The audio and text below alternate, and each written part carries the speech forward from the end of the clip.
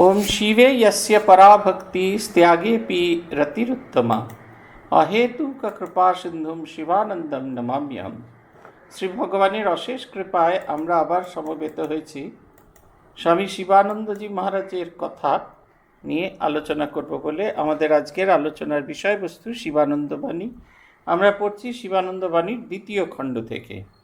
আমরা যে অংশটা এসে গেছি প্রায় শিবানন্দ বাণীর শেষের দিকে। এটি 1932 সালের ঘটনা, বিভিন্ন সময়, এই কারণে বাংলার 1338 এবং 39 সময়। এইটা যদি আমরা ভালো করে দেখি তাহলে দেখতে পাবো এই ব্রহ্মজ্ঞ পুরুষের অন্তিম সময় কেমন হয়। আমাদের সৌভাগ্য হয়েছিল এগুলো দেখা নিজের চোখে। অবশ্যই মহাপুরুষ মহারাজকে দেখতে পাইনি, কিন্তু ব্রহ্মজ্ঞ পুরুষের শেষ সময়টা কেমন হয়, কেমন তারা ভগবত ভাবে বিভোর হয়ে থাকেন, এইগুলো যখন পূর্ণ অবস্থায় আমরা দেখেছি, সেগুলো দেখার সুযোগ হয়েছিল। এখানেও আমরা দেখতে পাবো মহারাজের আর 2 বছর বাকি আছে শরীর যেতে। 1932 সালের ঘটনা। বলছেন, আজকাল মহাপুরুষ মহারাজ অহরাত্র এক অনির্বচনীয় দিব্যভাবে অবস্থান করেন। কখনো কখনো সেই ভাবের এতই আতিশয্য হয় যে সারা রাতই ভাবের ঘরে বিনিদ্র অবস্থায় কেটে যায়। শরীরের দিকে লক্ষ্য নেই। সে বিষয়ে জিজ্ঞাসা করলে বালকের মতো মধুর হাসিয়া বলেন, আরে রাখে কৃষ্ণ, মারে কে? যতক্ষণ ঠাকুর তার কাজের জন্য রাখবেন ততদিন এ শরীর যে করেই হোক থাকবেই। এটা একটা, এই জিনিসটা এখানে যে বলা হচ্ছে একটা অনির্বচনীয় আনন্দে, এটা আমরা দেখেছি।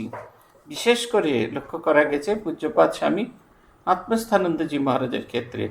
মহারাজ যখন, সেটা আপনারা অনেকেই, ভক্তরা অনেকেই দেখেছেন, একেবারে মহারাজের শেষের দিকে, সে সময় মহারাজ মন্ত্র দীক্ষা দেন না, দীক্ষা দেওয়া বন্ধ করে দিয়েছেন। 2014 পরের ঘটনা। আর মহারাজ তো 16 সালে হাসপাতালে ভর্তি হলেন, তার মাঝখানেরই ঘটনা। এটা একবারে নিত্যকার জিনিস ছিল। মহারাজ মন্দির প্রণাম করতে যেতেন, সেবকদের একজনের কাঁধে হাত দিয়ে আর একজনের হাতটা ধরে একবার এগোতেন একবার পেছোতেন, যিনি কিছুতেই ঠাকুরকে দেখতে পেতেন না। ততক্ষণ অবধি এগোনো আর পেছনো চলতো যতক্ষণ না পর্যন্ত তিনি দর্শন করতে পেতেন। বহু ভক্ত বলছেন যে তারা এরকমটি শুনেছেন। মহারাজ বলছেন, আমি পেয়েছি। আমি পেয়েছি, এটা দুটো অর্থ হয়, মূর্তিটি দেখতে পেয়েছি অথবা তার জীবন্ত জাগ্রত রূপ দেখতে পেয়েছি। আমরা দেখেছি শেষবারের সন্ন্যাসের সময়, এবার তিনি মন্দিরে এসে শেষবারের মতো সন্ন্যাস দিলেন। সেই বছর সন্ন্যাস দেওয়ার পরে একবার ঠাকুরের বাঁদিকে যাচ্ছেন, আবার ঘুরে ডান দিকে যাচ্ছেন, আবার ডান দিকে যাচ্ছেন, আবার ঘুরে এসে বাঁদিকে যাচ্ছেন। এক অনির্বচনীয় আনন্দে মহারাজ যেন একদম বিভোর হয়ে আছেন। এটা আমরা বারবার দেখেছি, যে মহারাজকে এটা দেখেছি, কিছুতেই যেন সেই আনন্দ যেন ধরে রাখা যাচ্ছে না। মায়ের জন্মতিথি এ ঘটনা অনেকবারই বলেছি, যে বাইরে গান হচ্ছে, মাকে দেখবো বলে ভাবনা কেউ করো না, সে যে তোমার আমার মা শুধু নয়, জগতের মা সবাকার। মহারাজ একই জায়গায় দাঁড়িয়ে, ওরাও গাইছে, মহারাজও গাইছেন ভেতরে, হাত নাড়িয়ে নাড়িয়ে গাইছেন, এমনভাবে গাইছেন যেন তিনি মাকে জীবন্ত বসা অবস্থায় দেখতে পাচ্ছেন এবং মাকে শোনাচ্ছেন। আমরা বারবার বললেই মহারাজ চলুন, বাইরে চলুন, এইসব বলা হলেও কিছুতেই বেরোচ্ছেন না। একই জায়গায় স্পট ওয়াকিং করছেন। ওই বেরোতে বলা হয়েছে, যেমন ছোটো ছেলেরা স্পট ওয়াকিং করে, সেরকম স্পট ওয়াকিং করছেন, কিন্তু কিছুতেই তিনি বাইরে বেরিয়ে আসছেন না, তাকে বার করাই যাচ্ছে না।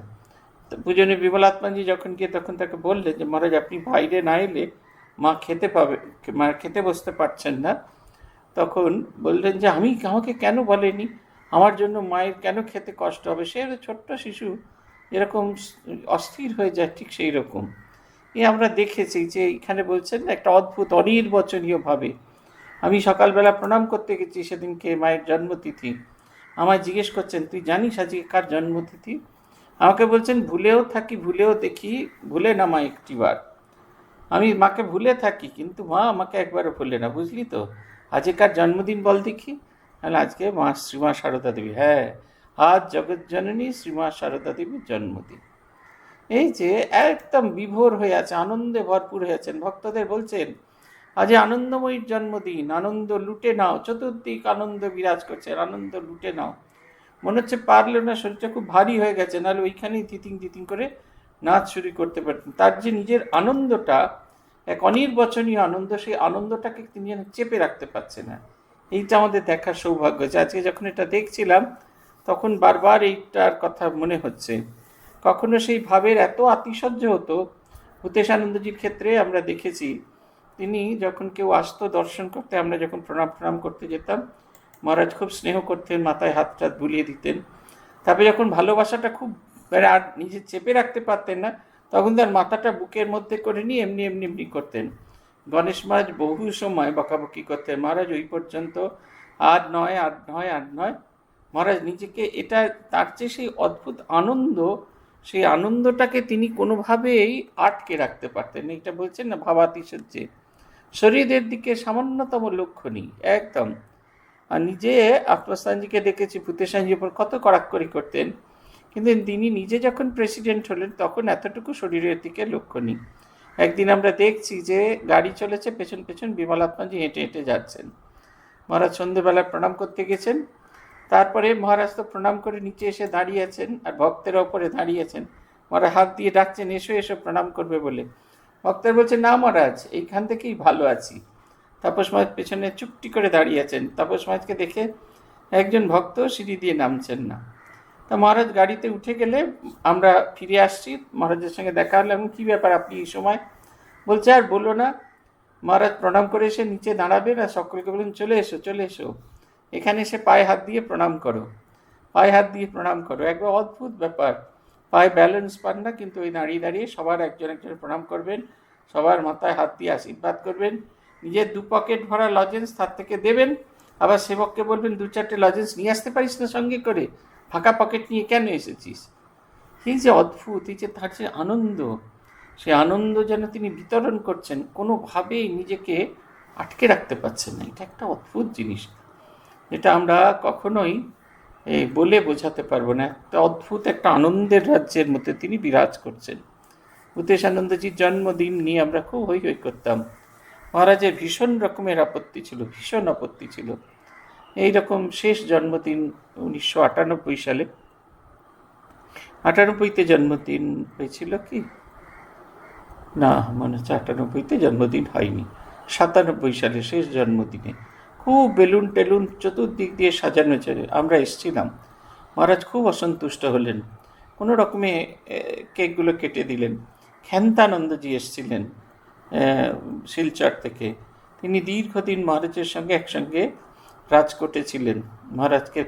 মহারাজ তাকে বলছেন, তোমার সঙ্গে তো আমার অনেক প্রাণের কথা হয়, এই যে এতদিন ধরে বেঁচে আছি এর জন্য আমার কোনো কৃতিত্ব নেই, আর যে এরপরে কিছুদিন যে বাঁচবো, এরা যে বলছে শতবর্ষ করার, সেটার জন্য আমার কোনো আশা নেই, আমি সবটুকু তাঁর ভরসায় বসে আছি, তিনি যদি আমাকে রক্ষা করেন তাহলে রক্ষা পাবো। বাইপাস সার্জারি হচ্ছে, মহারাজকে জানতে চাওয়া হচ্ছে আপনার কী অভিমত। তিনি বলছেন, এই শরীর সংঘকে উৎসর্গ করেছি, এই শরীরের বিষয়ে সংঘ যা সিদ্ধান্ত নেবে সেটাই আমার সিদ্ধান্ত, আমার যাতে ভালো হবে সংঘ যা সিদ্ধান্ত নেবে তাতেই আমার সিদ্ধান্ত। তিনি যে প্রেসিডেন্ট, তার যে আলাদা একটা মত হতে পারে, এটা কোনো রকমভাবে একবারে সম্পূর্ণ ঠাকুরের উপর নির্ভরশীল। স্মরণানন্দজিকে একদম শেষের দিকে এটা দেখেছিলাম, কিছু বলতে গেলেই বলতেন, ঠাকুরকে বলো, ঠাকুর যা করবেন। এক অদ্ভুত শরণাগতি, যেন হাত দুটি জোর করে বসে আছেন। জিজ্ঞেস করলাম, মহারাজ কেমন আছেন? বললেন, আমি তো ভালো আছি। বাইরে বেরোচ্ছেন না কেন? বাইরে বড্ড ঠান্ডা। মহারাজ সব ঠিক আছে তো? হ্যাঁ, যেমন ঠাকুর রেখেছেন, নিজের কোনো রকম কিছু নেই। এই পিঠের শির দ্বারা ক্যালসিয়াম শূন্য কমে যাচ্ছিল, শুইয়ে রাখা হয়েছিল 1.5 মাস। আমরা হলে কোনো রকমই পারতাম না। একটা খাটের মধ্যে চতুর্দিকে বালিশ দিয়ে প্যাক করে 1.5 মাস শুয়েছিলেন, বিছানায় পেচ্ছাপ, বিছানায় পায়খানা। তার অবলম্বন কী ছিল? শুধু একটা মায়ের ছবি, শ্রী মায়ের একটা ছবি, আধখানা একটা ছবি ছিল, সেই ছবিটার দিকে মহারাজ তাকিয়ে থাকতেন সমস্তটা দিন। যতক্ষণ জেগে আছেন ততক্ষণ চুপ করে এক দৃষ্টিতে ছবিটার দিকে তাকিয়ে আছেন। অদ্ভুত ভালোবাসা, শরণাগতি না হলে কি এই জিনিস হওয়া সম্ভব? না হলে এই জিনিস হয় না।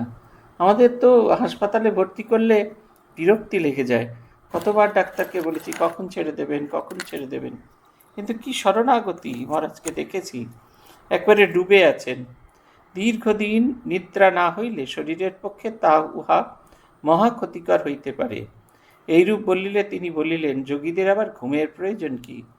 মন সমাধিস্থ হলে আর ঘুমের দরকার হয় না। এই কথাটা মহাপুরুষ মহারাজ অনেকবার বলেছেন। তাছাড়া ধ্যানেরই এমন একটা অবস্থা আছে যে অবস্থায় মন উঠলে শরীরের সমস্ত শ্রান্তি দূর হয়ে যায়। সুষুপ্তির পরে যেমন শরীর বেশ সতেজ বোধ হয়, তার চাইতে বেশ সতেজ বোধ হয় এই ধ্যানের অবস্থায়। একটি অব্যক্ত আনন্দে সমস্ত দেহ মন ভরে যায়। আমি তো যখন শরীরে ক্লান্ত বোধ করি তখন শরীর থেকে মন তুলে নিয়ে এইভাবে ধ্যানস্থ হয়ে থাকি। ব্যাস আনন্দম। ঠাকুরকে দেখেছি তিনি প্রায় ঘুমোতেন না, কখনো বড়জোর 1-8 ঘন্টা। তিনি তো অনেক সময় সমাধিস্থ হয়েই থাকতেন, আর বাকি সময় ভাবাবস্থায় কেটে যেত। রাত্রিতেই যেন তার ভাবের আধিক্য হতো। সারা রাত মায়ের নাম করে হরিনাম করে কাটিয়ে দিতেন। আমরা দক্ষিণেশ্বরে যখন ঠাকুরের কাছে থাকতুম তখন খুবই ভয়ে ভয়ে থাকতে হতো। তার আদৌ ঘুম নেই। যখনই ঘুম ভেঙে যেত শুনতে পেতাম তিনি ভাবাবেশে মার সঙ্গে কথা কইতেছেন, কিংবা বিড় করে কি বলতে বলতে ঘরময় পায়চারি করে বেড়াচ্ছেন। কখনো রাত দুপুরে আমাদের ডাকতেন, হ্যাঁ রে, তোরা এখানে ঘুমোতে এসেছিস? সারা রাত যদি ঘুমিয়ে কাটিয়ে দিবি, ভগবানকে ডাকবি কখন? তার গলার শব্দ পেলেই আমরা ধর্মর করে ধ্যান করতে বসতাম। কি সুন্দর কথা! এই ভাবলেই যেন কীরকম অবাক লাগে। এক অন্য রাজ্যের গল্প। আমরা যে রাজ্যের সাথে একেবারেই পরিচিত নেই। রাত্রিরে ঘুম না হলে যদি কোনো কারণে আমি কালকে যেমন আমার খুব কষ্ট হচ্ছিল বলে, মাঝে মাঝে অক্সিজেন সাপ্লাই কম হয়ে গেলে খুব কষ্ট হয়, তখন তো সাপোর্ট দিতে হয়। সাপোর্ট দিলেই সঙ্গে সঙ্গে ঘুম আসে না। তাই যখন ঘুম আসে না তখন হেডফোনটা লাগিয়ে আমি চুপচাপ গান শুনি। একটি নতুন ছেলে গাইছে, তার গান শুনছিলাম চুপচাপ। তা সে মেসেজের পর মেসেজ ঢুকতে হবে, কারণ ওর গানটা শুনতে গেলে ইন্টারনেটটা অন করে রাখতে হবে। মেসেজের পর মেসেজ শুনতে শুরু করেছেন। কতক্ষণ জেগে থাকবেন, আপনাদের কিরম জেগে থাকার নিয়ম আছে আমি দেখছি। সকালবেলা, তখন তো মেসেজ দেখিনি, সকালবেলা দেখছিলাম, বেশ খুব মজা লাগছিল, হাসিও পাচ্ছিল। এই যে ছবিটার কথা বলছেন, এটা হচ্ছে একবারে ট্রু লাইফ। একবারে যে সারাদিন জব ধ্যান করছেন। পূজ্যপাত প্রেসিডেন্ট মহারাজ শুনেছি সারাদিন কাজ করার পর অনেক রাত অবধি জেগে জব ধ্যান করেন, প্রায় 1টা অবধি জব করেন। তারপরে তিনি শুতে যান। সারা দিনে মাত্র 5 ঘন্টা ঘুমান। প্রেসিডেন্ট মহারাজ আমাদের চোখের সামনে জীবন্ত জাগ্রত উদাহরণ।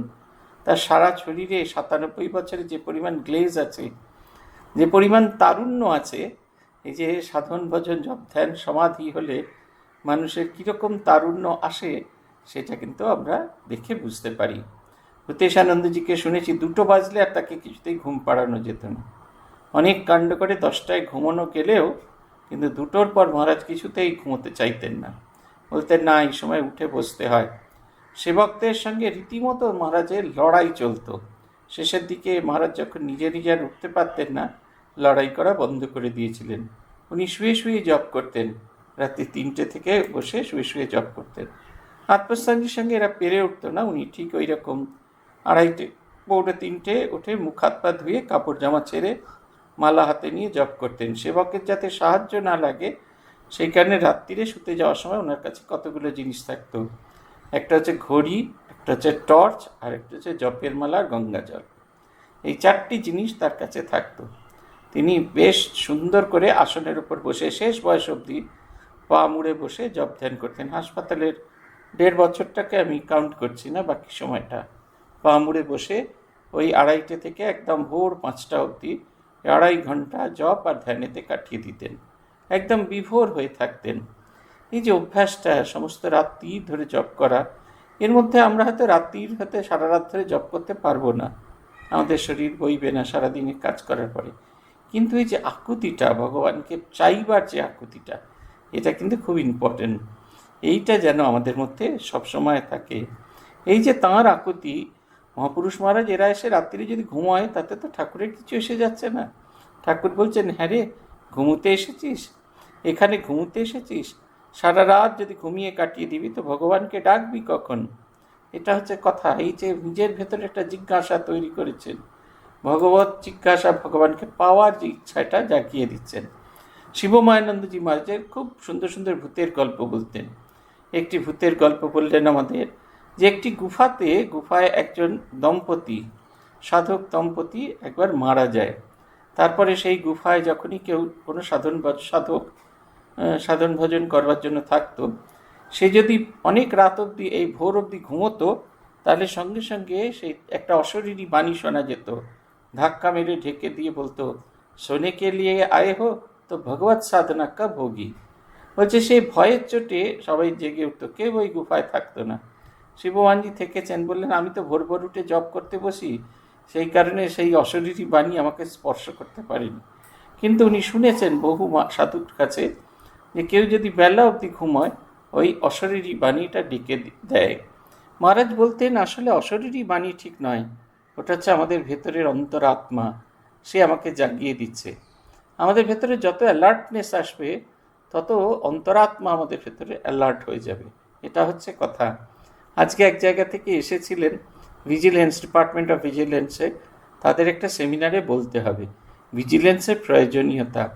আমি সেই তবে থেকেই ভাবতে ভাবতে ভাবতে ভাবতে আসছি যে পুরাকাল থেকে আজ অবধি কীরকমভাবে অ্যালার্টনেসের প্রয়োজন আছে। মনের যদি অ্যালার্টনেস না থাকে তাহলে কিন্তু কিছুতেই কিছু হবে না। শ্রীরামকৃষ্ণের এই যে দুটো শব্দ, এটা খুব ইম্পর্টেন্ট অ্যালার্টনেস। একটা হচ্ছে কামিনী আর একটা হচ্ছে কাঞ্চন, কাম্য বস্তুর প্রতি আগ্রহ, আর দুই হচ্ছে সেই কাম্য বস্তু প্রাপ্তির জন্য নিরন্তর প্রচেষ্টা।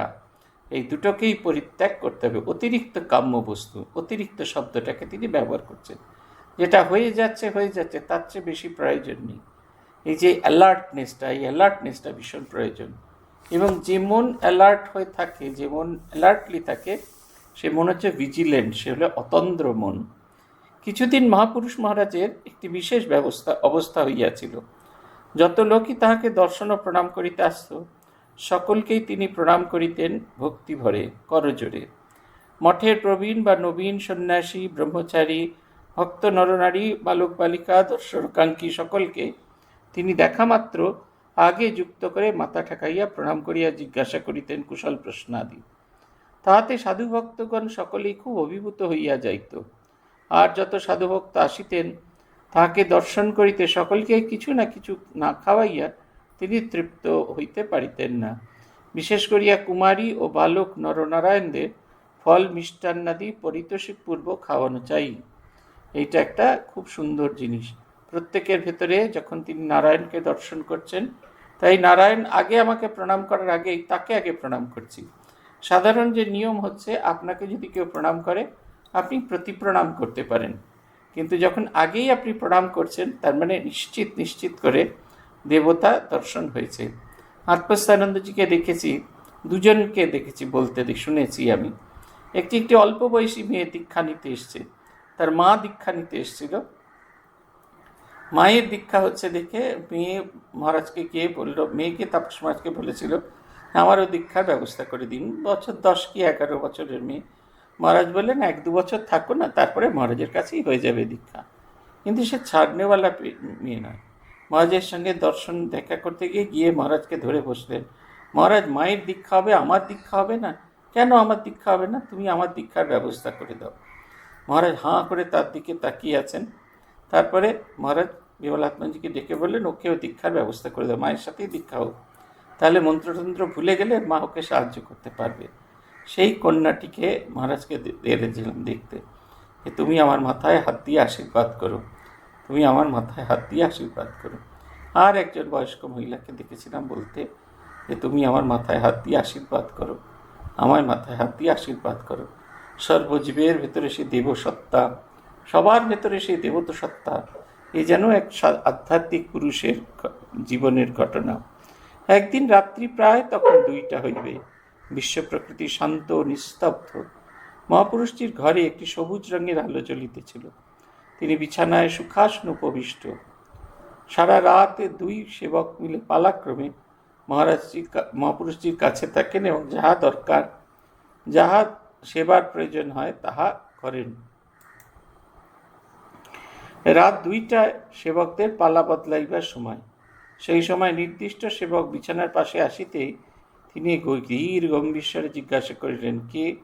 সেবক নাম বলিলে অমনি মহাপুরুষজি করজোরে তাহাকে প্রণাম করিলেন। সেবক তাহারই দীক্ষিত সন্তান, অতএব নিজের গুরু তাহাকে এইভাবে প্রণাম করে তার প্রাণে দারুণ আঘাত লাগিল। সে অশ্রুপূর্ণ লোচনে আবেগ ভরে হাত জোর করিয়া বলিল, মহারাজ আপনি আমায় প্রণাম করলেন কেন? আমি যে আপনারই চরণাশ্রিত, এতে যে মহারাজ আমার মহা অকল্যাণ হবে। সেবকের ঐরূপ কাতরোক্তি মহাপুরুষজিকে একটু বিচলিত করিয়া কাতরোক্তিতে মহাপুরুষজি একটু বিচলিত হইয়া গারস্বরে বলিলেন, দুঃখ করিস নে বাবা, এতে তোর অকল্যাণ হবে না, আমি বলছি। আমার কথা বিশ্বাস কর, তোর প্রাণে যে খুব কষ্ট হয়েছে তা বেশ বুঝতে পারছি, কিন্তু কি করি বল। আমি যে তোর ভিতর নারায়ণ দেখতে পাচ্ছি, আমি কি তোকে প্রণাম করছি? তোর ভেতর যে নারায়ণ ভগবান রয়েছেন তাকে প্রত্যক্ষ করে প্রণাম করছি। তোরা ভাবিস যে তোদের প্রণাম করি, তা নয়। ঠাকুর জামায় কতভাবে কৃপা করেছেন, কত কি দেখাচ্ছেন, তার কি বলবো। এটা হচ্ছে সাধনার সর্বোচ্চ স্তরের অবস্থা, ব্রহ্মানুভূতি। যখন তিনি সর্বত্র সেটি দেখতে পান, বিশুদ্ধানন্দজির স্মৃতিতে আছে, তিনি একদিন দর্শন করছেন এই যে মধুভা তারিতায়তে মধুক্ষরন্তি সিন্ধব মাধি না সন্তোষতি মধুনক্ত মুতোষী। ওখানে সেই যে বর্ণনাটি আছে, জগৎ মধুময়, দেওয়াল দিয়ে মধু পড়ছে, মানে পৃথিবীর সব গা থেকে মধু ঝরে পড়ছে, জল মধুময় হয়ে গেছে, হাওয়া সেটা মধুময়, সর্বত্র যেন সেই ভগবানের প্রকাশ দেখতে পাচ্ছেন। এটি বিশুদ্ধানন্দজির স্মৃতি কথায় এক জায়গায় কোথাও আছে, পড়েছি যে ওনার এইরকম দর্শন হয়েছিল। টেগর হিলে বসে যখন তিনি সাধন ভজন করছিলেন তখন তার এই দর্শনটি হয়েছিল। এই যে যার স্মৃতি কথা হচ্ছে, যে সেবক এসছেন তার নাম অপূর্বানন্দ, যেটা আমরা পরে জেনেছিলাম। অপূর্বানন্দজি পূজনীয়া শ্রী শ্রী মায়ের আশ্রিত, তো মহাপুরুষ মহারাজের সেবক ছিলেন এবং মহাপুরুষ মহারাজের সেবা করেছেন, এই সেক্রেটারি ছিলেন। মহারাজকে দীর্ঘদিন ধরে সেবা করেছেন।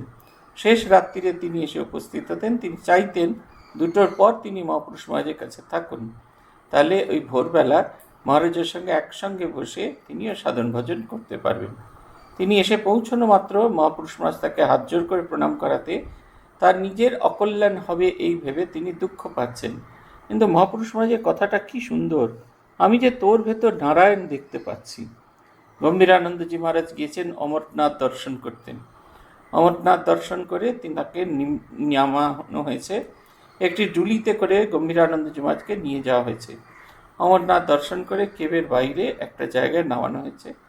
কেবেতে এক ধরনের সাদা সাদা ওই জিনিস পাওয়া যায়, এটা চকের মতো দেখতে, ওইটাকে অমরনাথের ভস্য বলা হয়। অমরনাথের আত্মস্থানজি সেইটা লাগিয়ে কপালে দিয়ে বলছেন, মহারাজ অমরনাথের ভস্য লাগানো হলো।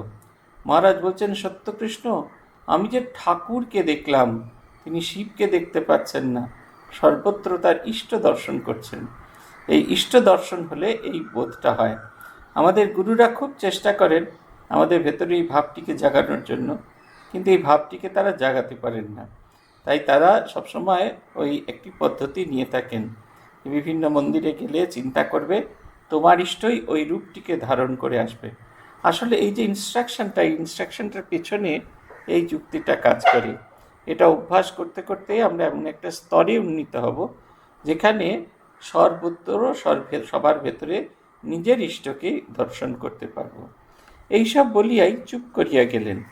অন্য এক সময় জনৈক সেবক তাহাকে প্রণাম করিবার কারণ জিজ্ঞাসা করিলে মহাপুরুষজি বলিয়াছেন, যখনই লোকজন সামনে আসে তখনই সঙ্গে সঙ্গে বিভিন্ন দেবদেবীর মূর্তি দেখতে পাই, তাই সেই দেবতাদের প্রণাম করি। কোনো লোক সামনে এলে প্রথমটা তার ভেতরকার যা সত্তা, সেই সত্তা অনুসারে কোনো ঈশ্বরীয় জ্যোতির্ময় রূপ সামনে আবির্ভূত হয়। লোকজন যেন ছায়ার মতো অস্পষ্ট, আর ঈশ্বরীয় রূপ স্পষ্ট জীবন্ত দেখায়। তাই তো প্রণাম করি। প্রণাম করবার পরে ঈশ্বরীয় রূপের অন্তর্ধান হয়, তখন লোকজন স্পষ্ট দেখতে পাই, চিনতে পারি। এই যে মহাপুরুষ মহারাজের এই যে অনুভূতি, এইটার সঙ্গে শ্রীরামকৃষ্ণের অনুভূতির একটা ভীষণ রকমের মিল আছে। আপনারা লীলা প্রসঙ্গে দেখবেন সেখানে পরপর 2টো অভিজ্ঞতার কথা ঠাকুর বলেছেন, শারদানন্দজি সেটা লিখে রেখেছেন। প্রথমটি হচ্ছে তার প্রথম দর্শনের কথা, জগন্মাতার প্রথম দর্শন। যখন তিনি গলায় খুর চালাতে গিয়েছিলেন সেই সময় জগন্মাতার যে দর্শন হয়েছিল সেইটির কথা আছে। এবং তার ঠিক পরে খুব ছোট্ট করে প্যারায় পরবর্তীকালে যখন ঠাকুরের মাতৃদর্শন হতো তখন তিনি কীরকম দেখতেন।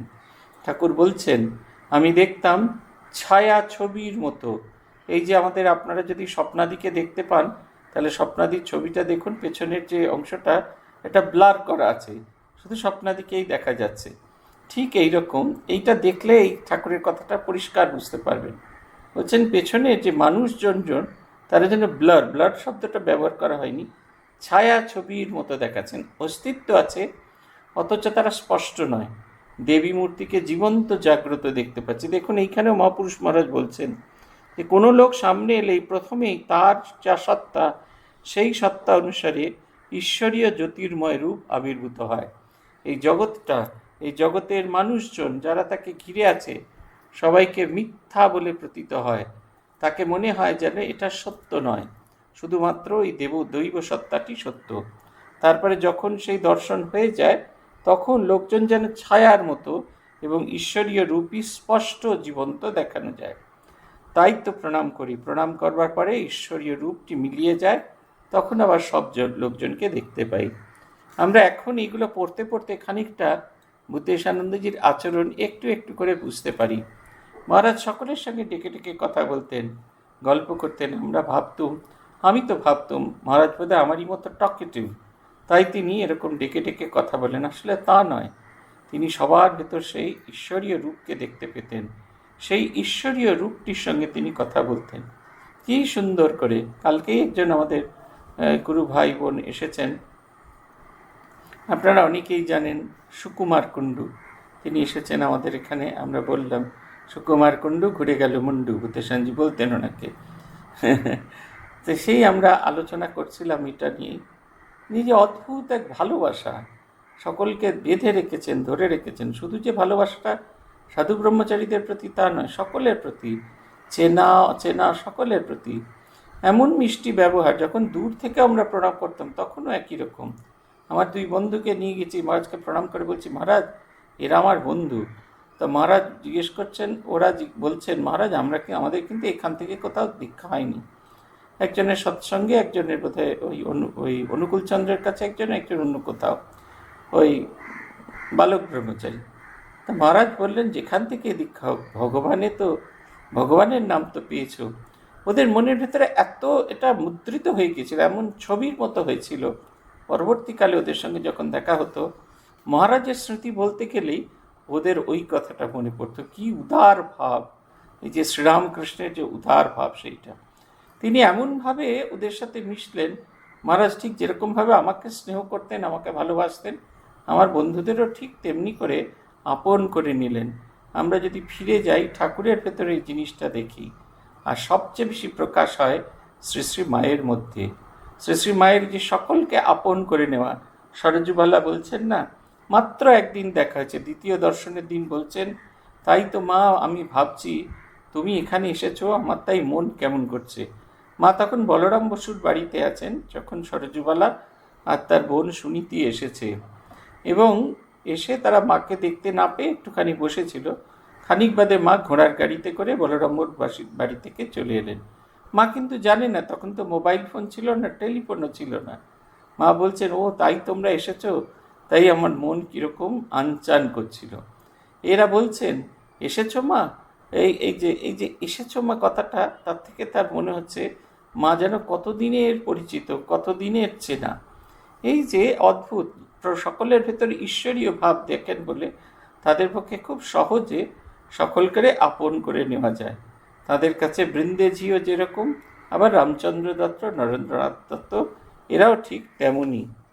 সেবক বলছেন, মহারাজ আপনি তো দিব্য দৃষ্টিতে সকলের ভেতরে ভগবান দর্শন করেন, সকলকে প্রণাম করেন। না, আমরা তো আর তা বুঝতে পারি না। আপনার মনে হয় যে এ আবার কি ব্যাপার, কোথায় আপনাকে সকলে প্রণাম করতে আসে, না আপনি সকলকে প্রণাম করে।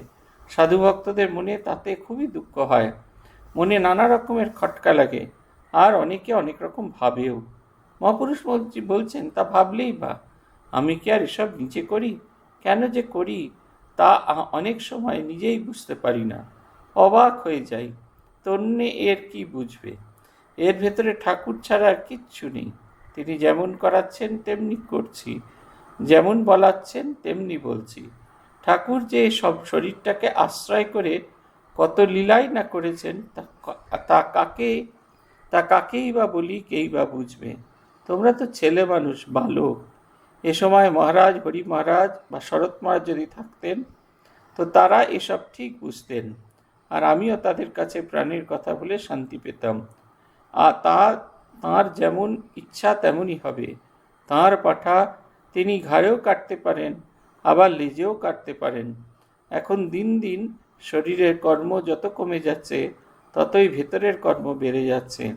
এভাবে যে শরীর আর কতদিন থাকবে তা তিনিই জানেন। এই যে আমাদের তো একটা আউটার দৃষ্টি আছে, আমরা বাইরের একটা দৃষ্টিকোণ থেকে বলি। আমরা সবসময় নিজেদের দৃষ্টিকোণ থেকে দেখে বলি। আজকে একজনের সাথে ঝগড়া হচ্ছিল, আমি ঝগড়াই, কথা কাটাকাটি, বাদ বিবাদ। আমাদের এখানে শিব ঠাকুর আছেন, এখানকার স্বয়ম্ভু লিঙ্গ বাবা শিবশম্ভু। আমি প্রত্যেক দিন আমার অফিসের ঠিক পেছন দিকে প্রত্যেক দিন অফিস যাওয়ার আগে বাবা শিবশম্ভুকে হ্যালো করে যাই, তাকে বলে যাই আমার যা প্রার্থনা, তাকে বলে যাই। কারণ তিনি এই জমিটির রক্ষাকর্তা, আমি তাঁর কাছে প্রার্থনা নিবেদন করি। মন্দিরে যেরকম বলি, শিবশম্ভুকেও সেরকমই বলি। বলে আসছি, সে একজন পাশের গ্রাম থেকে এসছেন। তারা যখন কালী পুজোর আমন্ত্রণ জানাতে এসেছিলেন, আমরা তখনই বলেছিলাম আমাদের পক্ষে যাওয়া সম্ভব নয়। তথাপি তারা ভাবছেন কেউ না কেউ আসবেন। সে ভদ্রলোক অত্যন্ত বিশ্রী ভাষায় আমাকে বলতে আরম্ভ করলেন, কেন আমরা যাই না। পূর্বাপুরিয়ে গেছেন এবং আঙুলটি কিরম নাচিয়ে বাঁ হাতটা কিরম করে তুলে ঠিক নাকের কাছে এনে এরকমভাবে বলছিলেন। আমরা তখন বললাম যে আপনি এরকম ঠিক করছেন কেন? আমাদের এই যে জগৎকে আমার দৃষ্টি দিয়ে দেখা, আমাদের পুজোয় মহারাজ এলেন না, তার মানে মহারাজ আমাদেরকে ভালোবাসেন না, ব্যাস হয়ে গেল। এইটা চিন্তা করে বসে থাকা। মহারাজ হাত জোর করে, মহাপুরুষ মহারাজ হাত জোর করে যে প্রণাম করছেন, এইটা দেখে ভক্তদের খুব কষ্ট হচ্ছে। কিন্তু তার ভেতরে যে ফিলোসফিটা আছে, তার ভেতরে যে তিনি যে কি দৃষ্টিভঙ্গি থেকে জগৎকে দেখছেন, এ জানার মতো কথাও নাই। মহারাজ বলছেন যে মনের কথা কাউকে বলার মতো নেই। ততদিনে রাজা মহারাজ চলে গেছেন, শারদানন্দজি চলে গেছেন, সবাই চলে গেছেন। প্রায় অবতার পার্শ্বদেবতে কেউ নেই। তিনি অখণ্ডানন্দজি, অভেদানন্দজি, বিজ্ঞান মহারাজ এবং সুবোধানন্দজি ততদিনে খুব অসুস্থ হয়ে পড়েছেন। এই 32 সালের এই ঘটনা, জুন মাসের কথা বলা হচ্ছে। হয় ততদিনে সুবোধানন্দজি শরীর চলে গেছে। অখণ্ডানন্দজি থাকেন হচ্ছে এতে মুর্শিদাবাদে, সারগাছিতে। বিজ্ঞানানন্দজি থাকেন এলাহাবাদে। তিনি কখনো সখনো আসেন। আর অভেদানন্দজি আসতেন মাঝে সাঝে, কিন্তু তার বয়স এত বেশি হয়ে গেছিল, তার পক্ষে হেঁটে আসাটা এটা সম্ভব ছিল না। ফলে মনের কথা কাউকে বলার মতো নেই। এত কষ্ট হচ্ছে, তার যে আনন্দ, তার যে অনুভবের কথা কখনো বলতে পারছেন না। তিনি বলছেন, আমি কি আর এসব নিজে করি? এইটা হচ্ছে সিদ্ধ পুরুষের সঙ্গে সাধারণের ফারাক। আমাদের সঙ্গে একটি ছেলে সাধু হতে এসেছিল, আমাদের এক ব্যাচ পড়ে। ট্রেনিং সেন্টার অবধি এসেছিল, নিত্যানন্দ স্বামীগুল। এখন তো তিনি ভগবান হয়ে গেছেন। দেখি তখনও দেখতাম তিনি যেরকমভাবে নৃত্য করতেন। আমাদের সঙ্গে ট্রেনিং সেন্টারে মাস 4 বোধহয় ছিলেন, এপ্রিল, মে, জুন, জুলাই, আগস্ট, 5 মাস ছিলেন। আগস্ট মাসে পালিয়ে যান ট্রেনিং সেন্টার থেকে। তারপরে তো দেখলাম তিনি ভগবান হয়ে গেছেন, স্বামী হয়ে গেছেন, নানা কিছু হয়ে গেছে। তখনও আমরা যে দেখতাম, এখনও যেটা মনে পড়ে, তাঁর যে সাধন ভজনের পদ্ধতি, তাঁর যে নাচ গান, সবকটা বড় মেকি, লোক দেখানো। আর এখন তাকে যখন দেখি তিনি শিবের পোশাক পরে নাচছেন, একবারে খুব প্রকট হয় যে ভাবটা ভেতর থেকে আসছে না, কিছুতেই ভেতর থেকে আসছে না। আপনারা দেখবেন যখন পূজ্যপাদ আমাদের গৌতমানন্দজি মহারাজ, প্রেসিডেন্ট মহারাজ মাকে আরতি করছেন, চামড় দিয়ে আরতি করছেন, ওনার মুখের ভাবটা দেখলেই বুঝতে পারবেন তিনি যে একদম বিভোর হয়ে মায়ের জন্য তৃপ্তি বিধানের জন্য করছেন। আজকেই একটা পূজনীয় মহারাজের ছবি খুব ইন্টারনেটে ছড়িয়েছে। সেটা হচ্ছে মহারাজ কামার পুকুরে গিয়ে বালক গদাধরের সামনে হাত জোর করে দাঁড়িয়ে প্রার্থনা করছেন, চোখ দুটো বন্ধ, এমন গভীরভাবে প্রার্থনা করছেন, মনে হচ্ছে এইভাবেই বোধহয় ভগবানের কাছে আরতি নিবেদন করতে হয়। একবারে ডুবে গিয়েছেন প্রার্থনায়, তাকে দেখেই মনে হচ্ছে। তিনি একদম গভীর অন্য কোনো প্রদেশে আছেন, সেইটা তাকে দেখে মনে হচ্ছে। এর মধ্যে কোনো লোক দেখানো কিছু নেই। লোক দেখানো কিছু থাকলে সেটা সাময়িক, ফর দ্য টাইম বিং, কিন্তু এর ভেতরে খাঁটি জিনিস আছে বলে ফর দি টাইম বিং নয়। এটি হচ্ছে কথা। বালক, এ সময় মহারাজ হরি মহারাজ, শরৎ মহারাজ যদি থাকতেন, তারা এসব কথা ঠিক বুঝতেন, আর আমিও তাদের কাছে প্রাণের কথা বলে শান্তি পেতাম। তা তাঁর যেমন ইচ্ছা তেমনই হবে। তাঁর পাঠা তিনি ঘাড়েও কাটতে পারেন, আবার লেজেও কাটতে পারেন। রঙ্গনাথনকে দেখেছি শেষের দিকে খুব কষ্ট পেতেন। ওনার অমন সুন্দর মেমোরি, সেই মেমোরিটা একটু একটু করে আর নষ্ট হয়ে যায়নি, মানে ক্লিক করতো না। আগে একবারে ঝরঝর করে গীতাভাষ্য বলতেন। শঙ্করাচার্যের গীতাভাষ্য সম্পূর্ণ মুখস্থ ছিল। শেষের দিকে বলবার সময় কখনো কখনো একটু একটু আটকে যেতেন। এটা ওনার কাছে খুব কষ্ট হতো।